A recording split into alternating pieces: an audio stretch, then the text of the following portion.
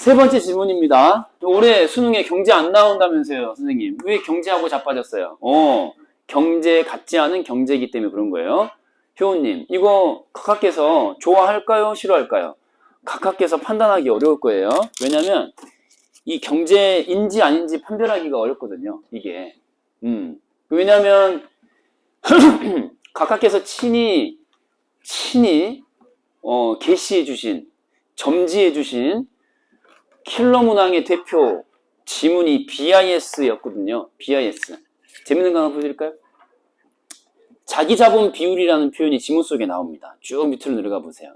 내려가면은 자기자본 비율 찾아가지고 형광펜으로 색깔할 건데 칠판을 잘 보시고요. 여기 디귿 보이죠? 디귿. 디귿 보이지? 기억 니은 다음에 디귿 보이죠? 그 디귿에서 세 줄만 위로 올라가 보세요. 자기자본 비율 나오잖아. 그치? 그러니까 수능에서 우리 기출 역대급 경제 최악의 지문이라고 각하께서 지목해 주신 그 지문, BIS 자기자본 비율 지문 기억나시죠? 그쵸? 경제 지문, 그죠? 그거하고 비교해 보세요. 이 경제 같니? 경제 같지 않잖아요. 그쵸? 그러니까 경제 같지 않은 경제는 나올 가능성이 또 있어요. 왜냐면은 출제위원으로 들어가신 분이 자기가 좋아하거나 전공한 분야가 경제라서 그걸 버리지 못할 수도 있는 거거든요. 지극히 사소한 이유로 결정이 되는 거예요. 그러니까 이런 거는 내도 어렵다라는 얘기도 안 들을 것이며 본격적인 경제라고 타박을 듣지도 않을 거란 말이죠. 이런 식으로는 나올 수 있어요. 알겠죠? 이렇게 느슨한 정도의 경제 지문은 나올 수 있다. 자, 두 번째. 지문의 길이를 보니까 2000자가 넘어요, 안 넘어요? 2000자가 넘거든요. 이렇게까지는 안 나옵니다. 그건 참고로 하시고 2000자가 넘어. 어이쿠야. 경제 단독형의 지문인데 이렇게까지는 안 나와요. 다소 좀 길게 나와 있다는 거 참고하시면서 복합 지문의 길이죠. 요건 단일 지문의 길이가 아니라 복합 지문의 길이에요. 자, 그러면은 문단 첫 번째 1문단 가겠습니다. 그러니까 시간 관리를 우리가 제대로 할 필요가 있는데 쉽게 나오고 또 쉽게 나와도 시간은 늘 부족하게 마련이니까 시간 관리를 잘 하셔야 되는데 읽을 때 통독의 개념으로 정해진 위치에 약속된 정보를 찾자 정도만 딱 마음을 먹으란 말이에요. 그래서 정해진 위치 1문단에 약속된 정보 화제만 찾자 이거야. 자, 1문단 갑니다. 과거에 일어난 금융위기에 대해 라고 시작했어요. 첫 번째 문장 그쵸 중요하죠. 잘 읽으셔야죠. 첫 번째 문장 잘 읽으셔야지. 자, 보면은 자, 뭐뭐 되었어도 모아지지 않는 경우가 대부분이다 라고 했거든요. 그러니까 뭐뭐 하지 않는 경우가 대부분이다 라고 했어요. 뭐뭐 되었어도 뭐뭐 되지 않는 경우가 대부분이다. 그러면은 그 되지 않은 거 그거에 대해서 내가 해줄게 이런 얘기가 이어질 거라고 예상을 해볼 수 있죠. 그쵸 그쵸. 그래서 형광펜으로 그 부분 금융위기의 원인 형광펜 색깔 해볼게요. 금융위기 형광펜 색깔 하시고 그 다음에 원인 정확하게 이제 단일하게 딱 하나가 원인이다라고 모아지진 않는다는 얘기예요. 금융위기의 원인에 대한 이야기를 할 것 같다 정도는 파악할 수 있잖아요. 그쵸? 오케이. 자, 그래서 1문단 쭉 이제 읽어보시고요. 마지막 문장이 또 이렇게 끝나잖아요. 못 박아서 화제 맞아 라고 우리에게 안심하게 해주는 1문단 마지막 문장입니다. 안심되죠. 이거 딱 읽으면. 그쵸? 이들이 어쩌고저쩌고 하면서 주로 원인과 대체 이렇게 그래서 그 원인에 대한 이야기 할 거라는 거를 확실하게 알 수 있고요. 자, 2문단 갑니다. 첫 번째 이제 비교상 나오기 시작하는 건데 금융위기 원인 금융위기의 원인에 대한 이야기 하는 건데 그 원인을 얘기할 때 사실은 사람들이 하는 일이기 때문에 이거 누가 이 똥 누가 쌌니? 똥 쌌는데 이 똥 누구 거니? 누가 쌌니? 이렇게 얘기할 수 있잖아요. 이게 그런 거거든요. 주체의 문제입니다. 그래서 이제 비교쌍을 정해진 위치 2문단 이래로 약속된 정보 비교쌍을 찾아보시면은 말썽 일으키는 녀석이 기준이 될 수 있겠구나. 그래서 이제 보세요.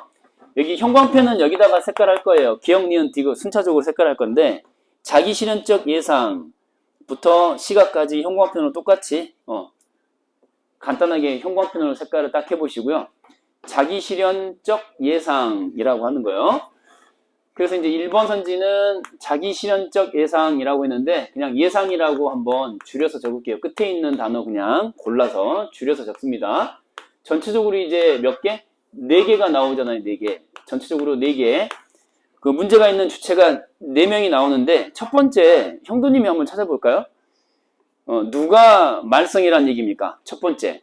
누가 금융위기를 가져왔다 라고 말할 수 있어요? 보니까 다음 문장 또 보면 예금주들이 보이죠? 예금주들이, 자, 예금주들이, 그리고 그 앞 문장에도 예금주들이 라고 나오잖아요. 그쵸? 누가 문제예요? 예금주들이 문제죠. 그러니까 그 예상하는 녀석도 예금주고, 그쵸? 그 예상한 대로 행동에 옮긴 것도 예금주예요. 예금주들이라고 이제 차이점 칸에다가 써볼 수 있을 것 같아요. 예금주들이 이제 금융위기의 원인이다라고 말한 거예요. 그러니까 이제 거꾸로 얘기하면은 예금주들이 이런 예상을 하지 않았더라면 은행이 망하는 일도 없죠.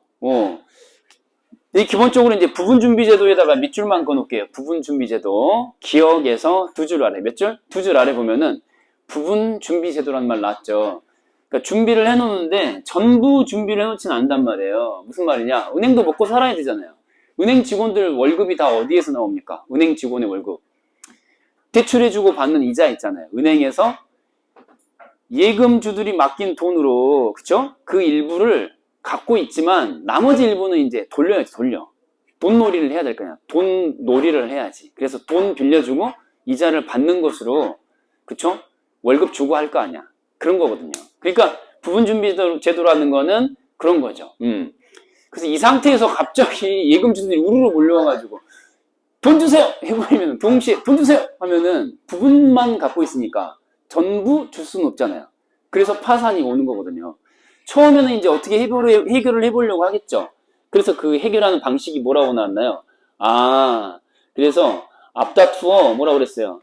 여기 밑줄만 그어볼게요. 앞다투어 채권이나 주식, 부동산과 같은 자산을 매각. 그러니까 현금이 없으니까 현금 달라고 몰려든 그 예금주들 앞에서 현금이 없으니까, 그쵸? 현금이 없으니까 현금이 될 만한 자산들을 다 파는 거죠.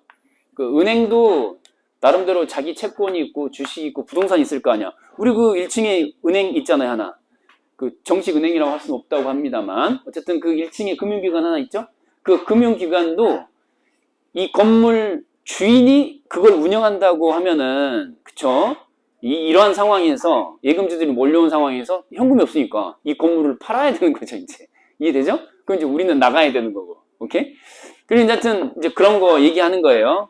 근데 이제 문제는 뭐냐면은 은행들이 하나의 은행만 그런 위기를 맞이한 게 아니라 여러 은행들이 동시에 그런 위기를 맞이했다고 생각해봐. 그러면은 은행 A도 건물을 내놓고 은행 B도 건물을 내놓고 하면은 상품의 양이 겁나 늘어나잖아요. 뭐라고요? 우리 배웠던 거잖아. 상품의 양이 늘어나면은 그 가치가 올라가 떨어지지. 그 가치를 반영하는 가격도 어떻게 돼요? 떨어지게 되겠죠. 상품량이 겁나 늘어나기 때문에 가격도 형편없이 떨어지겠죠, 이제.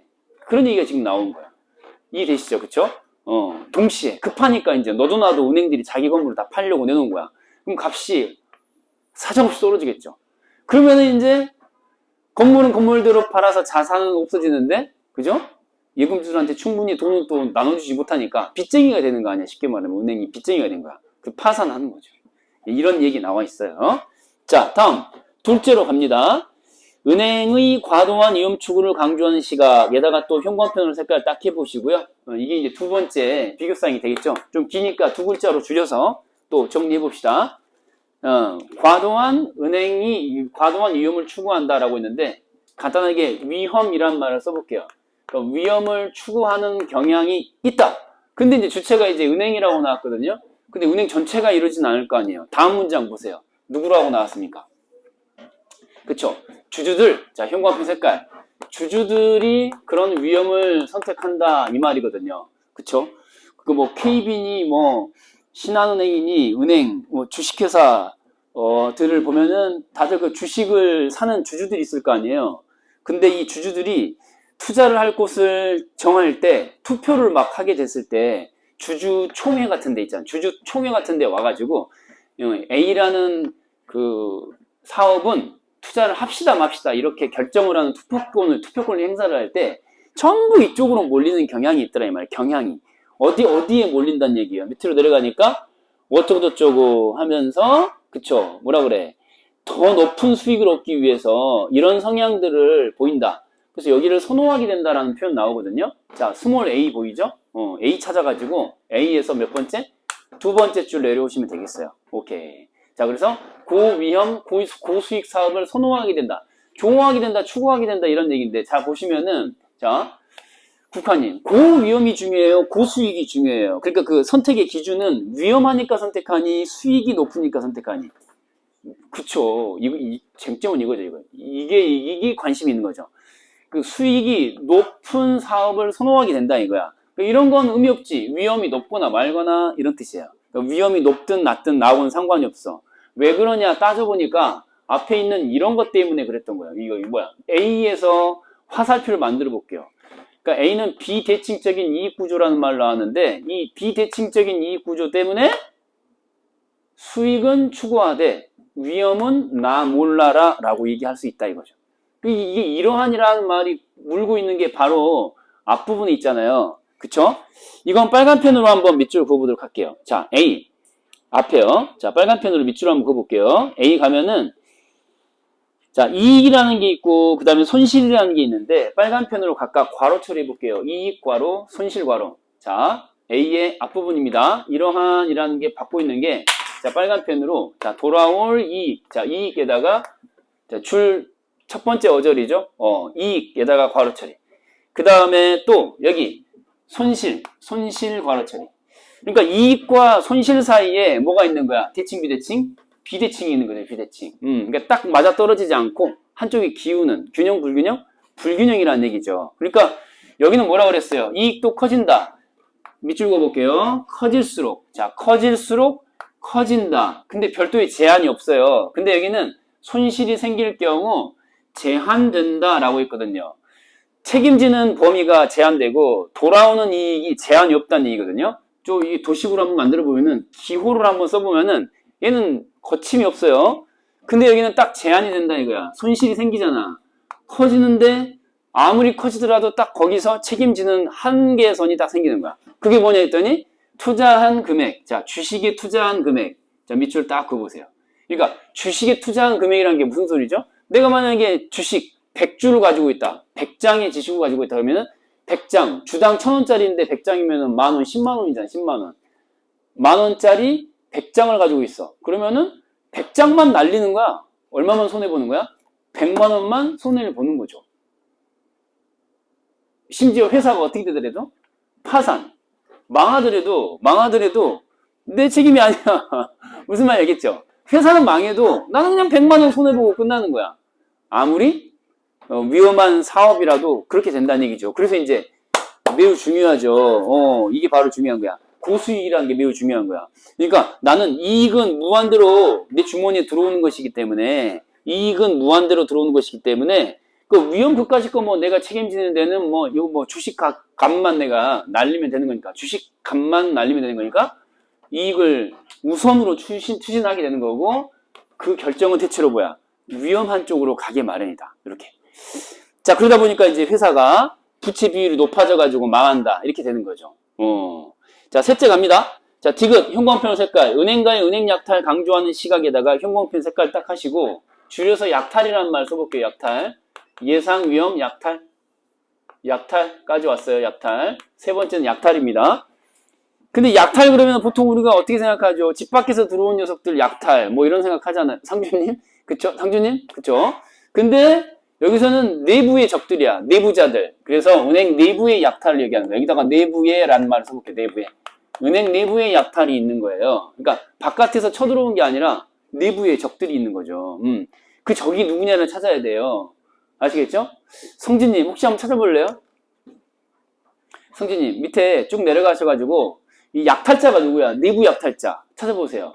그러니까 지금 은행가라고 이제 두루뭉술하게 나왔는데 퉁쳐서 나왔죠? 근데 세부적으로 예를 들어서 두 사람이 나옵니다. 자, 찾아보세요. 누굽니까? 그렇죠. 아우, 잘했습니다. 밑에서 네 번째 줄이죠? 왼쪽 밑에서 네 번째 줄. 지배주주나 고위 경영자. 그쵸? 잘했습니다. 여기 형광펜 한번 색깔 해볼게요. 칠판 보시고 그 맨 밑에서 네 번째 줄로 올라가면은 이렇게 나와 있네요. 왼쪽에 지배주주나 고위 경영자. 여러분들 그 이재용 씨 같은 경우는 한 해에 벌어들이는 수익, 즉 성과급이 얼마나 되는지 알고 있어요? 저도 정확히는 모릅니다만 기사에서 얼핏 본 바로는 몇 백억이라고 들었어요. 그러니까 가만히 앉아 있어도 1년에 100억 단위가 들어오는 거야, 주머니에. 성과급. 성과급이 무슨 말이에요? 내가 기여한 만큼 대가로 받는 거잖아요. 맞죠? 그 강사로 치면 뭐야? 단과로 무슨 수업을 했는데 인원이 늘어나면은, 수강생이 늘어나면은 주머니 더 들어오는 것처럼. 근데 이 사람은 뭐 눈에 보이든 보이지 않든 기여를 했다라고만 한다면은 주머니에 저절로 들어온다는 거 아니야. 그러니까 10억이든 100억이든 1년에 이렇게 주머니에 들어온단 말이에요. 지배주주, 뭐 고위 경영자 이런 사람들. 또 다른 하나는 이제 이게 은행이기 때문에 대출도 이제 관련이 되는 거예요. 대출. 그러니까 자기 아는 사람한테는 낮은 금리, 높은 금리, 이자를 높게 받아, 낮게 받아. 자기 아는 사람한테 대출해 준다 그러면 당연히 낮게 해주겠지. 규정을 어기면서. 이 전제가 있어. 규정을 어기면서 싼 이자로 많이 빌려줘 버리겠지. 자기 아는 사람은. 뭐 아는 사람 중에 누가 있어? 뭐 초등학교 동창, 오케이? 뭐 군대 동기, 뭐 이런 거잖아. 심지어 막 가족들, 자기 아들내미를 막 10억, 20억씩 대출해주면서 무이자로 막 대출해준다거나 뭐 이럴 수 있는 거 아니야. 그 얘기 하는 거거든요. 그러니까 그런 부정행위가 나타날 수 있다 이거야.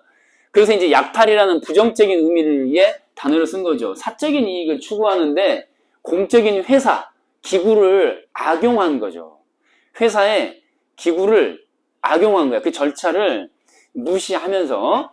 자, 그래서 이제 결국은 이렇게 되니까 예를 들어서 뭐 하루 종일, 그러니까 물론 이재용 씨가 열심히 일하시는 분이지만은 그 아주 그 뭡니까 그 비양심적인 경영자들이 있을 수도 있잖아요. 그러니까 예를 들어서 하는 일이 하나도 없는데 회사 출근도 안 하는데 막 돈을 받는다고 생각해봐, 이 성과급을. 그러면은 그게 다 회사 돈이잖아.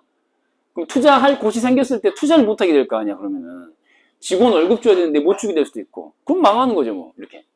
그래서 이 두 부류를 질타하는 얘기가 나와 있습니다. 자, 마지막. 자, 이상 과열을 강조하는 시각에다가 형광펜 색깔.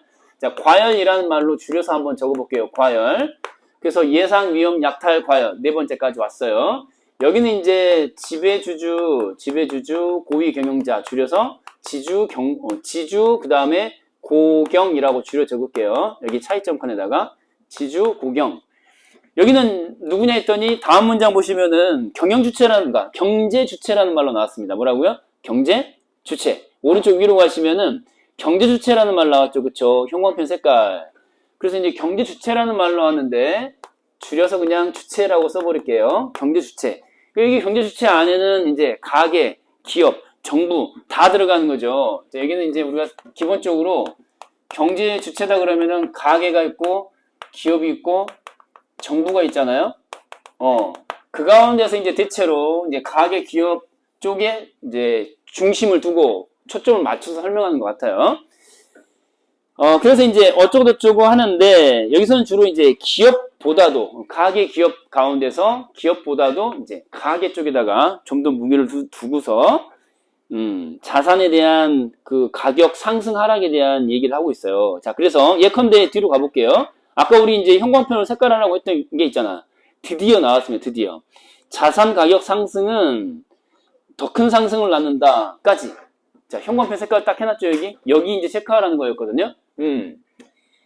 근데 이게 무슨 개소리냐. 자산의 가격이, 예를 들어서 집의 가격이 올랐는데, 부채는 또 왜 늘어나고, 이거부터? 왜 이게 늘어나고? 다시 부채가 늘어났는데, 왜 또? 빚이 늘어나는데 왜 그 자산의 가격은 또 올라가고, 그것도 그냥 올라가는 게 아니라 더 크게 올라가고 이러느냐를 이제 생각해 보는 거거든요. 아셨죠?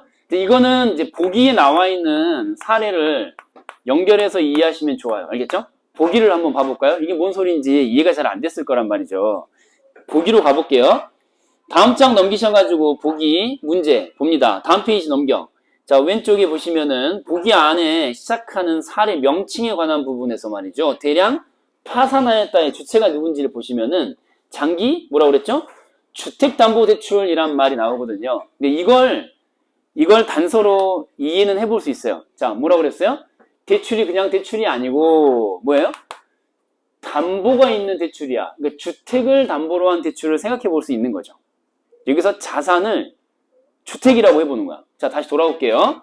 보기에 나와 있는 거 단서 삼아가지고 주택을 담보로 삼은 대출이다. 주택 담보 대출을 자, 예를 들어서 생각해보자는 얘기예요. 방금 한 문장으로 다시 돌아올게요. 돌아옵니다. 그러니까 이 문장이 이제 이해할 수 있죠. 어떻게 이해하면 됩니까? 여기다 써볼게요. 주택이라고 했으니까 예를 들어서 아파트가 여러분 살고 있는 아파트 있잖아요. 보통은 아파트 뭐 일반 주택일 수도 있지만요. 아파트 가격이 일단은 10억으로 평가받고 있는데 예상되기를 더 상승되리라 예상해서 여기 뒤에 보면은 뭐라고 그랬어요? 이러한 상승작용해가지고 오를 수도 있고 그 다음에 내릴 수도 있는데 그 가운데서 지금 오르는 상황을 강조하여 말하고 있는 거잖아요. 이해돼요? 안 돼요? 이해되시죠? 그러니까 지금 상승할 수도 있고 하락할 수도 있는데 예상하기를 지금 집값이 오르면 내일 집값도 오르겠지. 내일 집값이 오르면 1년 뒤도 오르겠지. 지금 이 얘기하는 거 아니에요. 그죠? 그래서 다시 보시면 이렇게 상승할 거라고 예상을 하는 순간 이제 이게 15억으로 칠 거라고 예상을 하면은 이제 이 경제 주체들의 예상에 따라서 자, 주택담보대출을 생각해 보시면은 10억으로 평가받을 때 대출에 가는 금액은 정해진 퍼센티지가 있는데 우리가 전문적으로 알 필요까지는 없고 예를 들어 3억이라고 합시다. 알겠죠? 3억을 대출을 받을 수 있어요. 그럼 이제 기존에 3억을 대출 받았잖아요. 근데 15억으로 껑충 뛰어가지고 아파트 가격이 5억이 플러스가 된 거잖아요. 그러면 여기 이제 플러스 5억이 된 것에 대한 대출을 또 받을 수도 있는 거 아니에요. 그쵸? 그래서 3억 대출 받은 이후에 자산 가치도 올라가지만은 자, 칠판 보시고 자산 가격이 상승하지만 부채도 증가한다라는 게 이런 뜻이 되겠죠. 왜요? 대출 3억 받다가 더 받는 거죠. 5억이 더 높게 평가된 상황이기 때문에 5억을 기준으로 대략 1억 정도를 더 대출 받을 수도 있는 거죠. 추가 대출이야. 그래서 총 몇 억이 되는 거야? 4억이 되는 거야. 총 4억. 그러니까 대출 늘었니 줄었니? 3억 받은 거에다가 1억을 더 받았으니까 총 4억으로 1억이 증가한 거잖아요. 그렇기 때문에 자산의 가격이 올라가면은 부채가 따라서 증가한다는 말이 이해가 되는 거죠, 이제. 이해되시죠? 이해돼요, 안 돼요? 선생님, 그럼 말이 돼요? 아니, 자산의 가치가 늘어났다라고 자동으로 부채가 늘어나는 건 좀 이상하잖아요. 대출 안 받을 수도 있잖아요. 그쵸? 민지님 어때요? 대출 안 받을 수도 있잖아요. 근데 대한민국 사회라는 게 돈이 돈을 낳는 것이기 때문에 야, 누가 개 데려왔니? 혹시 개 데려왔니 지금? 밖에서 난 소리야? 바뀌지? 설마 교실에 개를 정말 개판이지 그러면 개를 데려와서 와 진짜 씩씩한 개새끼네. 집에서 잘 먹이고 잘 키우나 봐. 야 그 조련사 누구지? TV에 나오는 애? 강상욱이니? 아유 선생님이고 아니 누구지? 강형욱? 강상욱 아니지? 강형욱이지? 그분 동생 아니야 혹시? 강상 욱욱욱 그러면 걔가 아씨 장난기 올라오네. 자제하고 있었는데 잘 안 되네요. 몹시 가볍습니다. 자, 아무튼 지금 무슨 얘기를 하다 이렇게 됐니?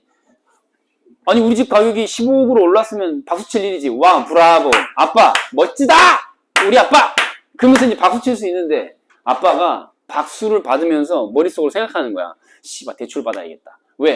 왜 그런 생각을 할까요? 대한민국 사회는 돈이 돈을 낳기 때문에 돈이 없어서 투자를 못하는 거지. 사람들은 누구나 항상 머릿속으로 투자할 생각을 하고 있거든요. 그러니까 뭔 말이냐면 여러분들한테 지금 재수를 시키는 것도 일종의 투자예요. 알겠어요? 투자라고. 그러니까 우리 애새끼 등록금 내야지 라고 생각하고 우리 애새끼 취직시켜야지 우리 애새끼 집 사줘야지 이런 생각을 계속 하고 있기 때문에 투자 돈이 생겼다 하면 무조건 빌리는 거예요. 알겠어요? 대출 기회가 없어서 문제지 생기면 무조건 땡기는 거거든요. 뭔 말인지 알아요? 그런 거야. 갑부가 아닌 이상은 무조건 대출 받는 거야. 그래서 이제 이것도 뭐 그럴 수도 있고 아닐 수도 있는 거 아니에요? 아니에요. 무조건 대출 받아요. 우리 진짜 돈이 필요하거든요. 여러분들 부모님들은 아무리 한 달에 1억씩, 아유 1억은 너무했나? 한 달에 1,000만 원씩 버셔도 부족하다고 말씀하세요. 항상 쪼들리는 거거든요. 이 자본주의라는 게 그런 거야. 그렇기 때문에 부채가 늘어나죠. 그럼 이제 선생님, 부채가 늘어났는데 왜 또 이게 또 다시 자산 가격은 더 크게 상승하죠? 생각해 볼 수 있잖아. 야, 네가 정상적인 아빠라면은 네가 정상적인 부모라면은 부동산 가격에다가 자기 집 가격을 가치를 매길 때 그 아파트 단지에서 보통은 다 이제 뭐라고 합니까? 그 짬짬이를 하게 되는 건데 이게 지금 15억으로 늘어난 데서 부채를 1억 더 늘린 상황에서 어떤 집이 15억에 팔려고 내놓겠냐 이 말이야. 이해돼요? 부채가 그만큼 늘었으니까 또 한 20억씩으로 부른다. 호가라는 게 있는 거야. 호가라는 게 부동산에다가 내놓게 된다 그러면은 만약에 이제 집을 팔려는 사람들이 내놓는다 그러면은 기존에 15억이었다 그러면 15억이 내놓지 않아요. 빚이 많으니까. 그쵸? 그 사려는 사람한테 이제 넘기려고 하는 거죠. 자기 빚을. 그래서 또 20억으로 부른단 말이에요. 이해돼요, 안 돼요? 그 빚진 게 있기 때문에. 그쵸? 자산 가격을 올리려고 하는 거야. 그러니까 선생님, 그게 말이 돼요? 실제로 가치가 오른 게 아니라 자기 빚을 넘기려고 하는 거잖아요. 그거 실제 가치와 무관하잖아요. 그러니까. 실제 가치가 오른 게 아니잖아요. 이걸 뭐라고 표현한 거야? 10억에서 20억으로 찍 오른 거를 뭐라고 표현한 거야? 버블. 거품이라고 표현한 거잖아요. 거품. 실제 가치가 오른 게 아닌데, 씨발, 그렇게 막 부르는 거 아니야. 부르는 게 값이 돼버리는 거야. 그러니까, 거품의 속성이 뭐죠? 언젠가는 톡! 하고 터진다는 거죠. 그쵸? 이제, 너도 나도 다 죽는 거야. 이해되죠? 요 문장이 이제 그런 거였어요. 자, 근데, 이거 하나 가볼게요. 이것도 하나 내가 던져볼게요. 첫 번째 줄 있잖아요. 아, 이거 이상하다. 경제 주체 행동이 항상 합리적으로 이루어지는 것은 아니라는 그랬거든요. 형광펜 색깔. 그쵸? 이 사람들 지금 이 판단 합리적이 아니야. 합리적이지 않죠. 왜 합리적이지 않습니까? 자기가 파산할, 자기가 망할 결정을 한 거 아니에요. 그쵸? 부채가 이렇게 늘어나도록 무책임하게 대출을 늘린 행위 자체가 자기 자신을 파멸로 이끌어 간 거잖아요. 그래요, 안 그래요? 자기가 대출을 했죠. 자기 도장 찍었지, 남의 도장 찍은 거 아니잖아요. 뭐, 나 하기 싫은데 누가 억지로 도장 찍게 한 거 아니잖아요. 이 손목, 누구 손목? 지 손목이거든요? 지 손으로 찍은 도장이에요. 근데 자기가 망할 결정을 한 거잖아요. 맞죠? 그러니까 졸라 비합리적이지. 그래서 이제 이건 이해가 되잖아.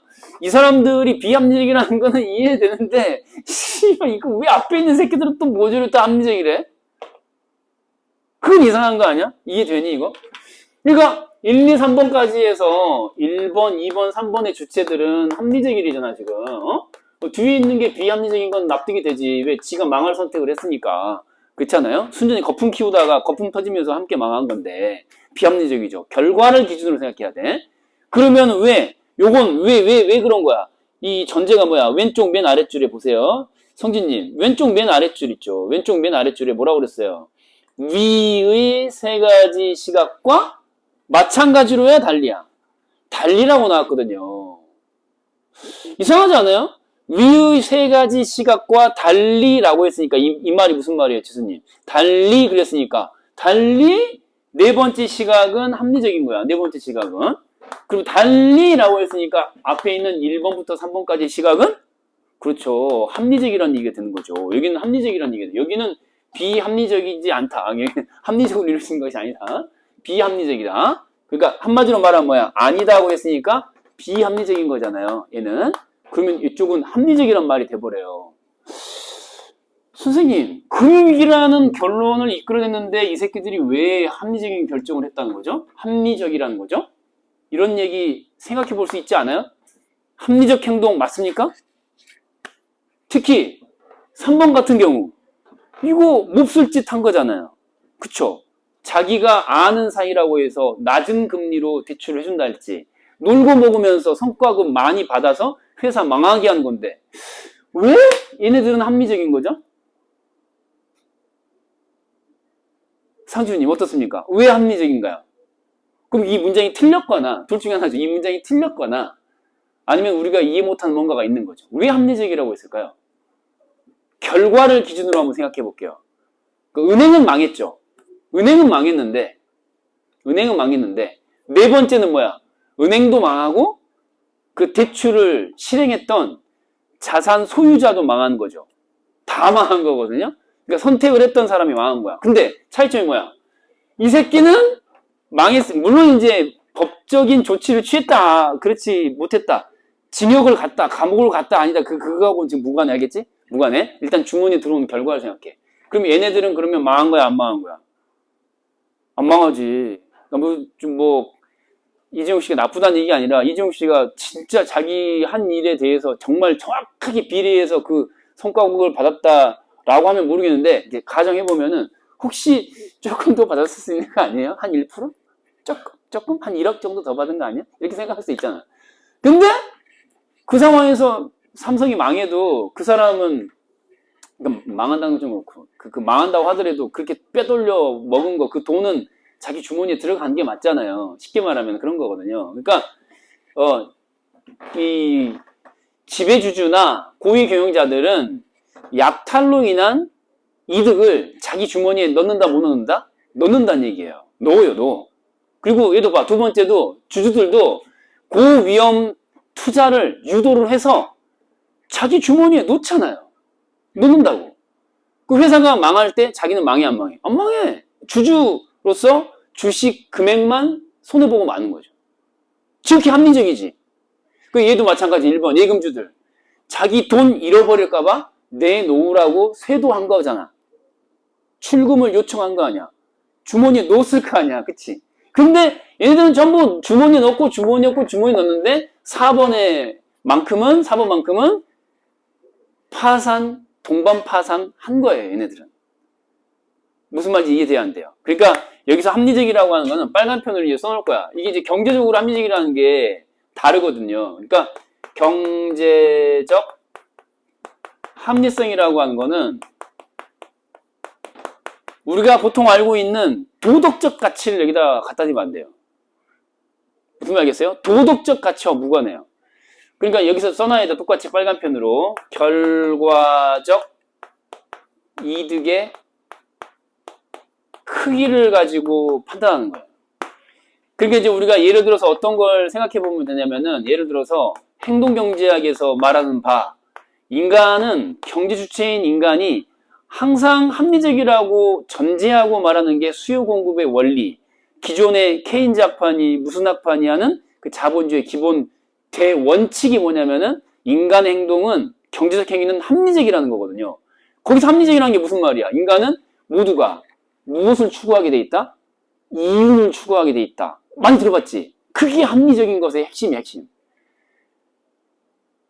그러니까 이윤을 추구하고 실제로 이윤을 자기 주머니에 넣으려고 하는 거죠. 그래서 행동경제학에서 말하는 바하고도 통하는 거예요, 이게. 그러니까 인간이라고 하는 것이 뻔히 자기가 망할 줄 알면서도 어리석은 선택을 하더라. 라는 게 이제 행동경제학에서의 그 인간에 대한 경제 주체로서의 개인들에 대한 부정적 평가인 거거든요. 그러니까 여기서 말하는 게 그거야, 그거. 항상 합리적으로 이루어지지 않는다. 라는 건 4번에만 해당되는 거야. 왜냐면 지가 망할 선택을 한 거니까. 지가 망할 선택을.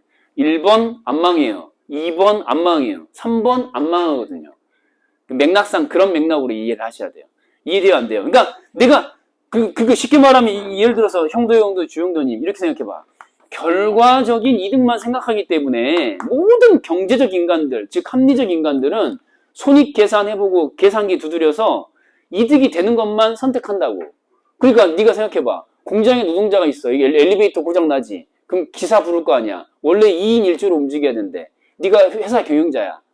그러면은 2명을 파견할 거를 1명으로 줄이면 그날 나갈 지출될 임금이 절반으로 줄어드는 거 아니야. 그치? 너 같으면 어떻게 할래? 1명만 보낼 수도 있는 거거든요. 근데 그건 규정을 어긴 거야? 지킨 거야? 규정을 어긴 거예요. 그러니까 여기서는 도덕적이냐 아니냐, 합법이냐 불법이냐가 중요한 게 아니야. 그 CEO의 행동은 합리적이야 비합리적이야? 합리적이에요. 도덕적으로 판단하면 안 돼. 무슨 말인지 이해되시죠? 그래서 이제 나온 말이야. 이 얘기를 내가 왜 하냐면은, 예언님, 이것도 머릿속에, 예언님? 이거 머릿속에 담아두는 게 중요해요. 여러분들 가끔씩 그 독서에서 틀리는 경우가 이런 거거든요. 지문에서 분명히 설명을 해줄 거라고. 경제적 행위에 있어서 합리적인 행위가 어떤 것이다라고 정의를 내려줄 거거든. 근데 그걸 안 보고 네 머릿속으로 도덕적이어야지 라고 생각하면 돼, 안 돼? 안 돼요. 알겠죠? 이거 굉장히 중요한 거예요.